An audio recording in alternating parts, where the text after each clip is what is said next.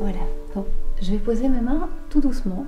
C'est ok pour toi que je pose mes mains? Oui, oui, oui. Donc tout doucement, ici, là où se trouve l'utérus pour l'instant. Et donc c'est avec la paume de mes mains que je vais sentir. Je vais sentir le bébé. Voilà, donc je pose mes mains. Alors quand on repère plus ou moins où est le bébé, on peut laisser une seule main pour mieux se concentrer sur une main.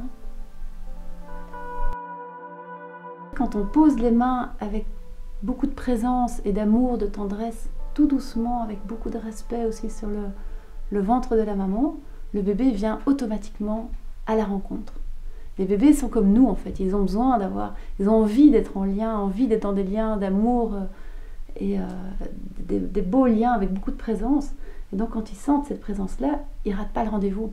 Et ils viennent se blottir au creux de la main, ils viennent se lever et ils viennent comme ça à la rencontre. Donc ils montent à la surface du ventre pour rencontrer des mains pleines de présence et de tendresse.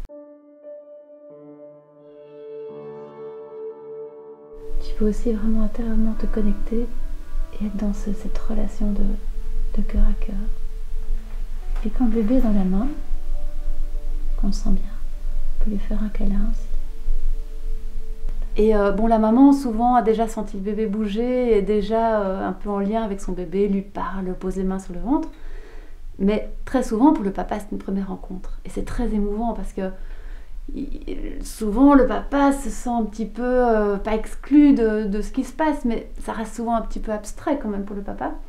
Et donc, quand il pose les mains et quand je lui montre le chemin en fait pour mettre vraiment son cœur dans ses mains, sa présence, et qu'il sent que tout à coup le bébé vient se mettre, répond. Et c'est une réponse. C'est pas par hasard que le bébé vient se blottir dans la main de son papa. Et si quand le papa bouge la main, il voit que le bébé suit et vient et reste en fait dans ce contact, tout d'un coup, ben oui, c'est très émouvant. Tout d'un coup, ça dit bien que le bébé a envie de ce contact et de ce partage, de cette rencontre.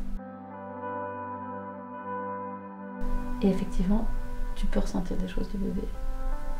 Alors, il ressent aussi avec toi, vous êtes connectés complètement, donc il ressent les émotions d'Hélène, évidemment il est à l'intérieur, ça communique directement, mais il est en ligne directe avec toi aussi.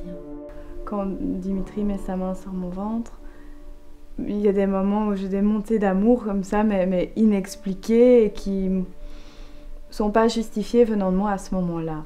Donc je me dis, tiens, c'est le bébé qui s'exprime à sa manière. Mais est-ce qu'il était important d'apprendre à faire ces gestes-là ou est-ce que c'était des gestes qui vous étaient quand même innés au départ? Peut-être innés au départ, enfin en tout cas l'envie et se dire tiens ça doit être possible de communiquer comme ça.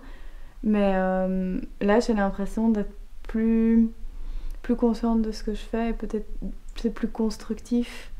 Le papa, finalement il sert à rien à part à essayer de calmer madame si elle a des sautes d'humeur ou aller lui chercher des fraises, gros cliché, ou du chocolat.